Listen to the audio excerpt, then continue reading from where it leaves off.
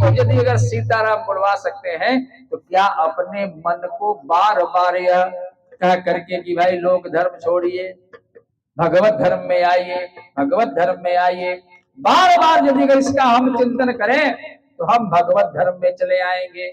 और जिस दिन भगवत धर्म में आएंगे निश्चित हमारा कल्याण हो जाएगा। यही बता रहे हैं। एक दिन मन में उपजा और जंगल की तरफ चले गए सज्जनों। अब केवल माता बची। अब यह धुंधकारी और फ्री हो गया और लगा अपने माता को प्रताड़ित करने। माता भी जो है एक दिन उसके प्रताड़ना से कुएं में गिर करके मर गई। और सज्जनों यह कभी कुछ वैश्याओं को अपने घर में जबरदस्ती ला करके रखने लगा, चोरी डकैती करने लगा। ऐसे में एक दिन बहुत सामान चुरा करके लाया। पत्नियों ने सोचा कि शायद यह किसी बहुत धनी मनी राजा के यहाँ का सामान है, अगर पकड़े जाएंगे तो हम लोग भी जेल में चक्की पीसनी पड़ेगी। इसलिए रात्रि में उसको उसके ही बिछावन पर उसको रस्सी से बांध करके गले पर एक डंडा लगा करके मार डाला। और कुछ संदेह जो बाकी था कि मरा है कि नहीं, इसके लिए जो है वह चूल्हे में जो आज अंगारे रखे थे पड़े थे सब उठा करके उसके मुंह पर रख करके सब सामान लेकर के चंपत हो गए। क्योंकि वो पत्नी तो थी नहीं, धर्म पत्नी भी नहीं थी। धर्म पत्नी और सामान्य लोगों में बड़ा अंतर है सज्जनों। वैवाहिक जीवन में धर्म पत्नी का बड़ा महत्व है। और माताएं लोग जो है इस बात को बराबर कहती हैं। और आपने शायद सुना होगा कि माताएं जो धर्म करती हैं वह पतिदेव जी को उसमें से चला जाता है। ना ना ना, ऐसा मत सोचिए, उल्टा सोच लीजिए, याद लीजिए आज नई बात। आप धर्म पत्नी हैं, पति जितना धर्म करेगा उसका फल आपको जाएगा।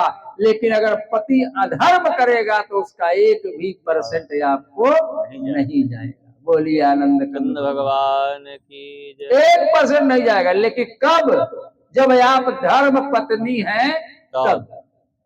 अब धर्म पत्नी की परिभाषा जो है आपको समझाने की जरूरत बहुत नहीं है। सब जानते हैं कि बेटी का बाप यदि अगर वर के दरवाजे पर जाता है, उसे बात करता है, उसके यहाँ विवाह तय करता है, बारात आती है और कन्या दक्षिणो करो परी जा माता दक्षिण करम निधाय, ऐसा करके नीचे से जब दाता हाथ लगा करके जब कन्यादान करता है तब इस विधि को हम जो कहते हैं ब्रह्म विवाह, इस ब्रह्म विधि से जब हम विवाह करते हैं तब वह जो है कन्यादान होती है।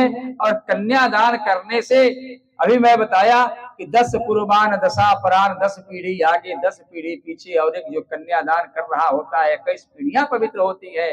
साथ ही साथ सज्जनों वह संकल्प करता है कि हम विष्णु स्वरूप वर को अपनी लक्ष्मी स्वरूपा कन्या वंश वृद्धि के लिए दान कर रहा हूं। ऐसा संकल्प करके वह आदमी कन्यादान करता है। इस विधि से वर जब यदि अगर अपने पत्नी को लाता है अपने घर में और उससे जो संतति पैदा होती है वह शुद्ध संतति भी मानी जाएगी और वह धर्म पत्नी भी मानी जाएगी। और कदाचित आजकल जो कुछ परंपराएं जो बढ़ रही हैं, मैं समझता हूं कि वह धर्म पत्नियां नहीं है और धर्म पति जी लोग भी नहीं है। इसलिए सदा इसका हमें तिरस्कार करना चाहिए, क्योंकि धर्म तब बढ़ेगा जब हमारे घर में धर्म पत्नियां आएंगी। आप भी धर्म पति होंगे सज्जनों, और यह कन्फर्म है। जानिए कि धर्म पत्नी यदि अगर आप हैं तो पति जितना भी धर्म करता है उसका फल आपको जाएगा, लेकिन पाप जितना भी करता है उसका कोई फल आपके पास नहीं जाएगा। बोलिए आनंद कंद भगवान की जय। ऐसे में सब शास्त्र इसको बताते हैं। दुर्मरण और दुर्मरण से जो आदमी जो होता है तो बड़ा व्याकुल रहता है। इसीलिए दो चीजों से बचिए। कभी अपने आप को जहर खा करके, आप जला करके, फांसी लगा करके, पानी में डूब करके, रेल से कट करके, गोली मार करके ऐसा जीवन लीला अपना समाप्त न करिए, बिल्कुल नहीं। सज्जनों ऐसा जो करता है वह आदमी कई जन्मों तक जो है प्रेत बन के घूमता रहता है और बड़ा दुख उठाता है, बहुत दुख। अच्छा ये बताइए, कोई आदमी अपने आप को जो है जब मार लेता है तो कोई ना कोई दुख रहा होगा उसके बाद, इसलिए वह अपने आप को मारता है। और शास्त्र कहते हैं कि कदाचित यदि अगर वह अपने को मार लिया है तो अनेक जन्मों तक जो है वह भूखा प्यासा चारों तरफ घूमता रहता है, तड़पता रहता है और त्राहि त्राहि करता है। तो ये दुख अच्छा है कि वो दुख अच्छा है, आप स्वयं विचार कर लीजिए। और जब यह विचार करेंगे तो कोई आदमी फांसी लगाने का, जहर खाने का नाम नहीं लेगा। लेकिन लोग समझते नहीं, जो कार्य करने आप जा रहे हैं उस पर 100 बार सोचिए, तब जो है उसका उत्तर जो है सो अपने आप निकल जाएगा। सज्जनों, धर्मशास्त्र कहते हैं कि जो आदमी अपने आप को मारता है वह आदमी जो है, इससे बड़ा दुष्कर्म इस संसार में दूसरा कोई नहीं है। 1000 लोगों की हत्या कर देना भी कम है उस आदमी के लिए जो आदमी अपने आप की हत्या करता है, ऐसा कहा गया है। इसलिए ऐसा विचार संसार में कितना भी दुख हो, लेकिन यह बात कभी नहीं सोचनी चाहिए। ऐसा श्रीमद् भागवत महापुराण में वेदव्यास जी महाराज कहते हैं। ऐसे में धुंधकारी अब प्रेत बन के घूम रहा है। एक दिन गोकर्ण जी अपने घर में आए, समाचार सुना कि भाई नहीं है, तो जहां जहां गए वहां सब जगह उन्होंने पिंडदान किया। एक दिन घरे आए और घरे आकर के जब वहां अपने आंगन में साफ सुथरा किया बैठे थे, एक बड़ी विचित्र घटना घटी। एक परछाई जो है बार बार आती थी, जो डरावनी थी, हाथ में जल लिया, तत्वज्ञानी है, और छिड़क दिया उस छाया पर। छाया खड़ी हो गई, पूछा कि कौन हो तुम? कहा कि मैं आपका भाई हूं। कौन भाई? भाई कहा कि मैं आपका वही भागा भाई हूं। धुंधकारी, मैंने अपने ही जो है क्रियाकलापों से अपने ब्रह्मणत्व को नष्ट कर लिया है। हे भैया, अब बड़ा दुखी हूं, मेरी रक्षा करो और मुझे मुक्ति करवा दो, मैं बहुत दुखी हूं। पूछा गोकर्ण जी ने कि भाई मैं नासिक में गया, कुरुक्षेत्र में गया, प्रयाग में गया, गया में गया, चारों तरफ जो है जाकर के तुम्हारा पिंडदान किया, फिर तुम्हारी मुक्ति हुई क्यों नहीं? कहते हैं वेदव्यास जी महाराज कि वो प्रेत कहा कि गया श्राद्धम शतान्यपि मुक्तिर्मे न भविष्यति। ए भैया, 100 बार मेरा अगर पिंडदान आप कर दोगे गया में तो अभी मेरी मुक्ति होने वाली नहीं है। कहा कि क्यों? कहा कि इसलिए कि मेरा दुर्मरण हुआ है, और स्त्री के द्वारा जो मारा जाता है या स्त्री के लिए जो मरता है महाराज, उसको तो पूछिए ही नहीं। स्त्रियों के कारण इसकी मृत्यु हुई है। आजकल सुना जा रहा है कई लोग जो है विवाह फलना जगह ना भाई लता जयमन फांसी लगा लिए, ट्रेन से पट जाई, जौहर खा ली। ऐसे लोग मुक्ति को प्राप्त नहीं होते सज्जन। ये भागवत जी का आदेश है। स्त्री हेतु, स्त्री के कारण, स्त्रियों के लिए कदाचित यदि अगर कोई आदमी अपने प्राण देता है तो उसकी मुक्ति शतान्यपि 100 बार गया श्राद्ध कर दीजिएगा तो अभी उसकी मुक्ति होने वाली नहीं है। तो कहा कि तब क्या करें? कहा कि अभी आप समझिए, आप विद्वान आदमी हैं, सूर्य नारायण के भक्त हैं गोकर्ण जी। गोकर्ण जी ने एक दिन भगवान सूर्य नारायण को याद किया और उनसे ही पूछ दिया कि महाराज हमारे भाई की मुक्ति कैसे होगी? कहा सूर्य नारायण ने कि एक ही चीज से इसकी मुक्ति हो सकती है, सप्ताह यज्ञ न, सप्ताह यज्ञ करो, श्रीमद् भागवत महापुराण की कथा श्रवण कराओ, इसकी मुक्ति हो जाएगी। सज्जनों, कहते हैं वेद व्यास जी महाराज कि परीक्षित जी के बाद जो कथा इस संसार में सबसे पहली जो मुक्ति के लिए हुई थी वह कथा यही थी। गोकर्ण जी ने अपने भाई धुंधकारी को, प्रेत को मुक्त करने के लिए ये कथा सुनाई। कथा श्रवण किया, वायु के वेग से वह उड़ जाता था। एक बांस वहां जो है 7 पोड़ का बांस, वहां जो है 7 गांठों का बांस वहां लगाया, उसी में आकर वह बैठता था। और सज्जनों, दुखी आदमी बड़े प्रेम से काम करता है। दुखी हो गए, इसलिए प्रेम से कथा का श्रवण किया और 7वें दिन कहते हैं वेद व्यास जी महाराज की वह मुक्त होकर के जब जाने लगा तो प्रश्न कर दिया गोकर्ण जी ने कि महाराज इसकी मुक्ति हो गई, बाकी सब लोग सुन रहे थे, इनका क्या होगा? कहते हैं वेद व्यास जी महाराज कि जैसे ही पूछा, कहा विष्णु भगवान के दूतों ने कि इन सबों की मुक्ति इसलिए नहीं हुई कि जिस श्रद्धा और निष्ठा से गोकर्ण ये कथा सुना रहे थे और जिस निष्ठा से यह प्रेत कथा श्रवण कर रहा था, उस निष्ठा से किसी ने कथा नहीं सुनी। कहा कि तब क्या करें? कहा कि अगली बार फिर जो है कथा करिए और अगली बार संपूर्ण गांव के लोगों को सुनाइए और सब लोग श्रद्धा पूर्वक सुने, निश्चित रूप से सबका कल्याण हो जाएगा। अगली बार जो है फिर कथा आयोजन हुई किया, गोकर्ण जी ने फिर कथा सुनाई गई और उस कथा में सब गांव के लोग जो है मुक्त हो गए। और जब जाने लगे तब फिर हाथ जोड़ करके पूछा गोकर्ण जी ने कि महाराज इस सबकी मुक्ति तो हो गई, अब मैं क्या यही पड़ा रहूंगा इस आत्मदेव जी के निवास स्थान पर तुंगभद्रा नदी के तट पर?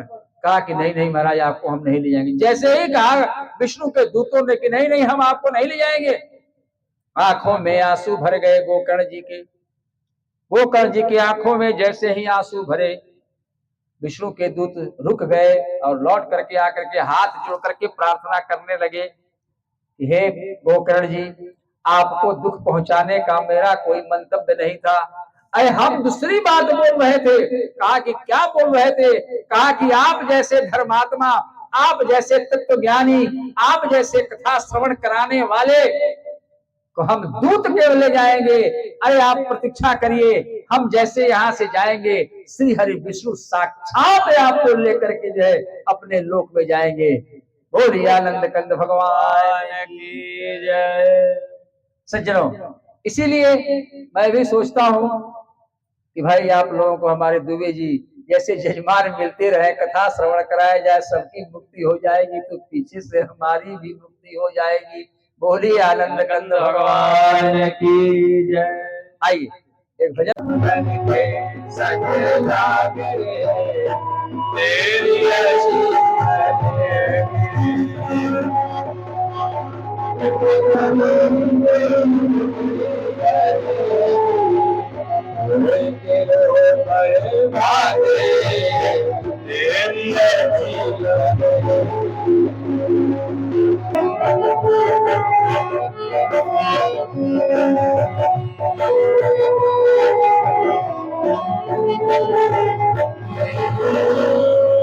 संतन करी पुण्य कमाई, संतन संग करी पुण्य कमाई,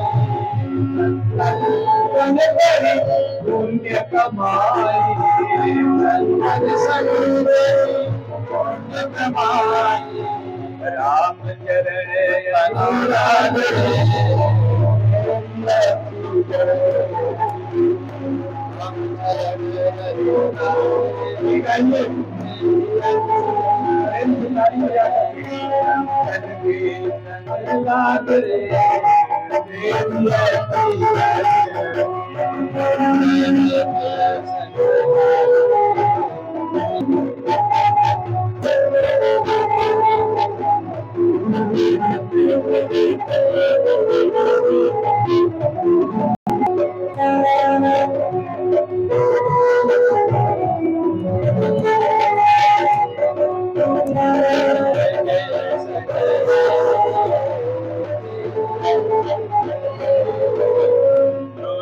बन गई प्रहलाद की बन गई, बन गई प्रहलाद की बन गई, प्रहलाद बन गई, बन गई प्रहलाद बन गई, हरि लाल तेरी अच्छी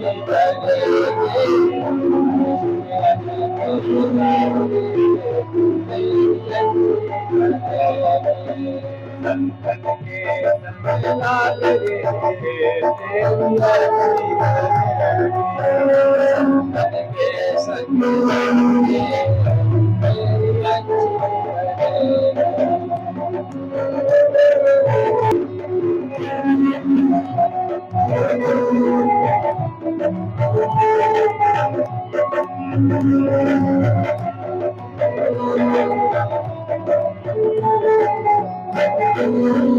दादा से तुम्हें हंस करेंगे, दादा से तुम्हें हंस करेंगे, दादा से तुम्हें हंस करेंगे।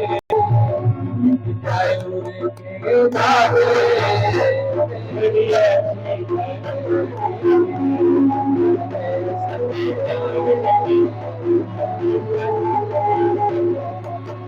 चंदन के संग लाग रे तेरी ऐसी चंदन के संग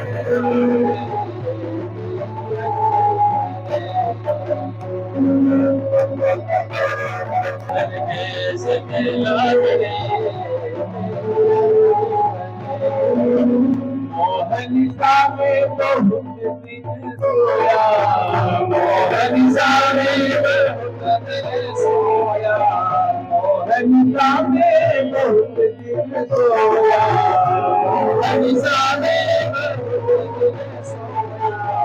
जाग सके तो अब जाग रे तेरी ऐसी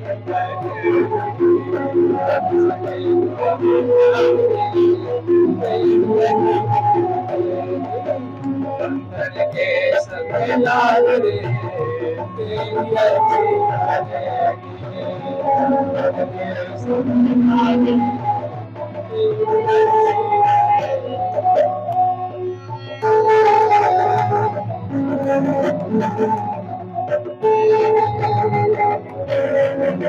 राम सुनी रंग में, राम सुनी रंग में, कबीर राम सुनी रंग में, नाट सके अब जाग रे तेरी ऐसी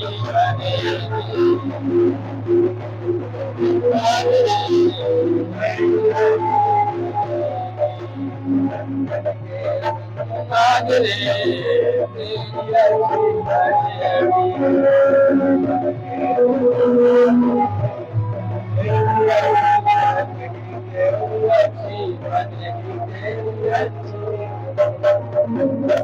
बोल आनंद कंद भगवान की जय।